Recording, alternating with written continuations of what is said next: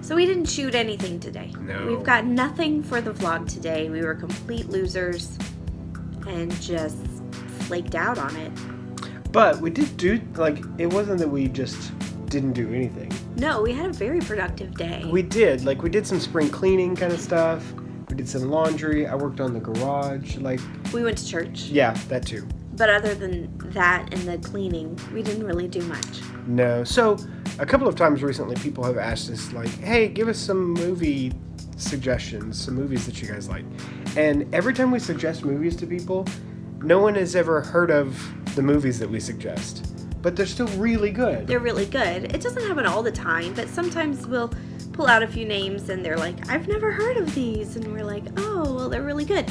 So we thought that we would pull out those particular titles that we tell people and they're like, I've never heard of that one. And just share that with you. Because they're some of our favorite. They're really, really good. This is our public service, probably for the year. Let's just call it. It's what, March? No more good deeds. No more good deeds this year.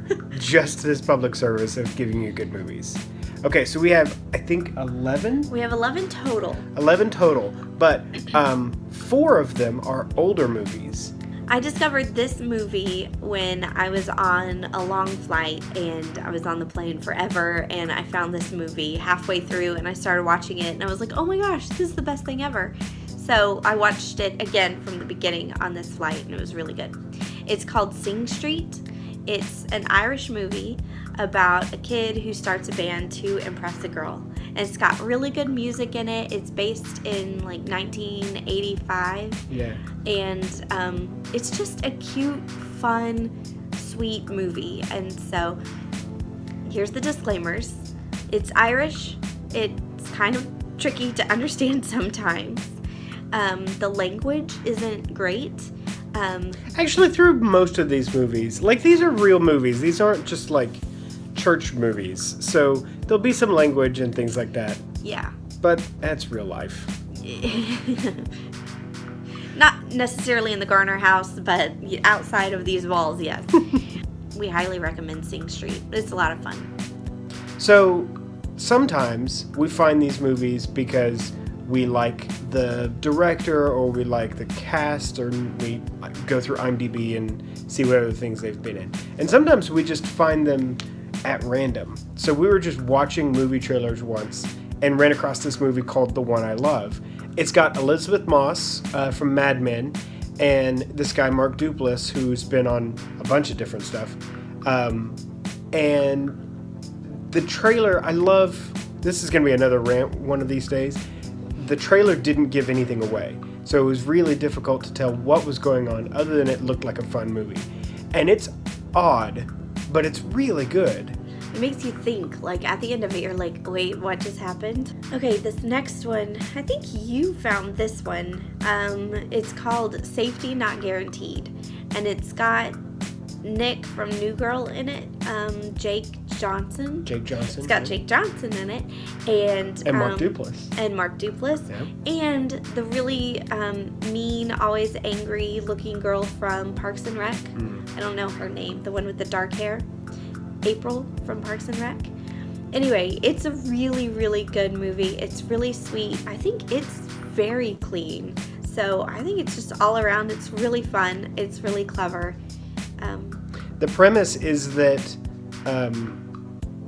Jake Johnson, who plays Nick on New Girl, is a reporter and sees this want ad for somebody who is trying to time travel and wants somebody to travel with him.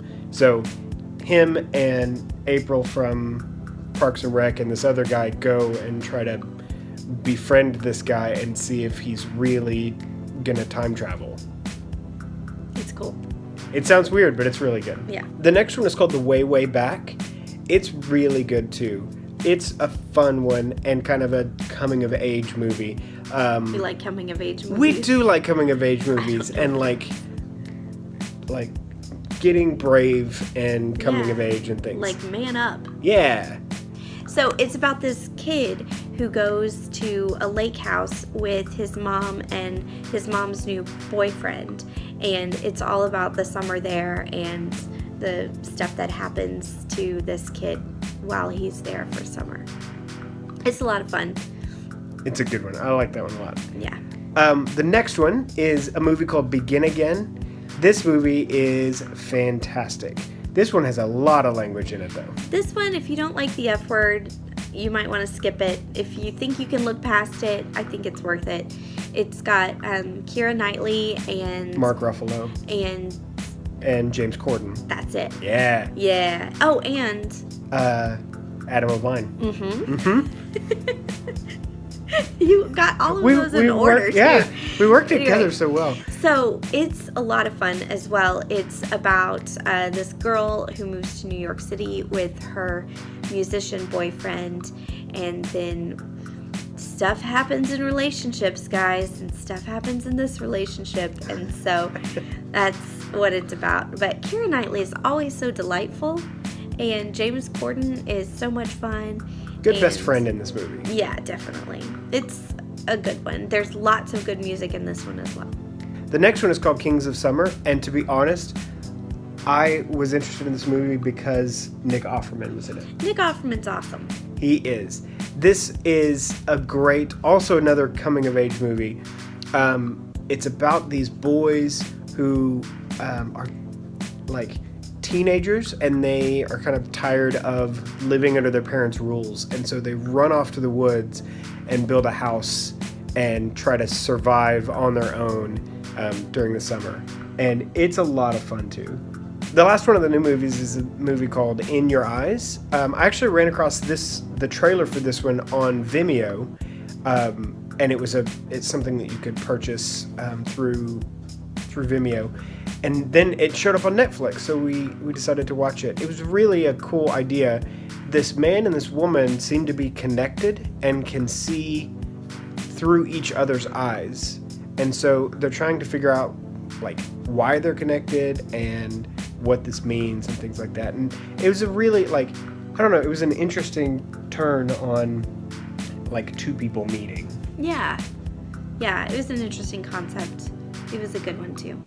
So those are like new movies that we really like, and a lot of those are when somebody asks, "Oh, what's a movie we should watch?" It's probably going to come from that list.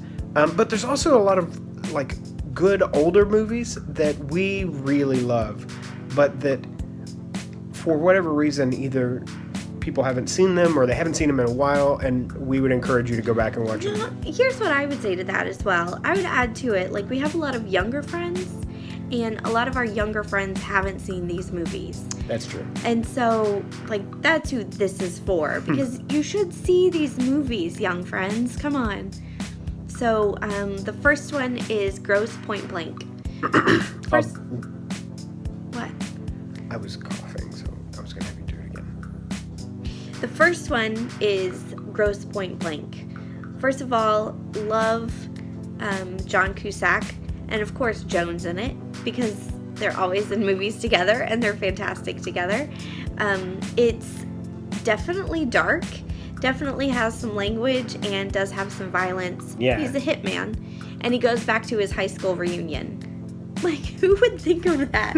I don't know.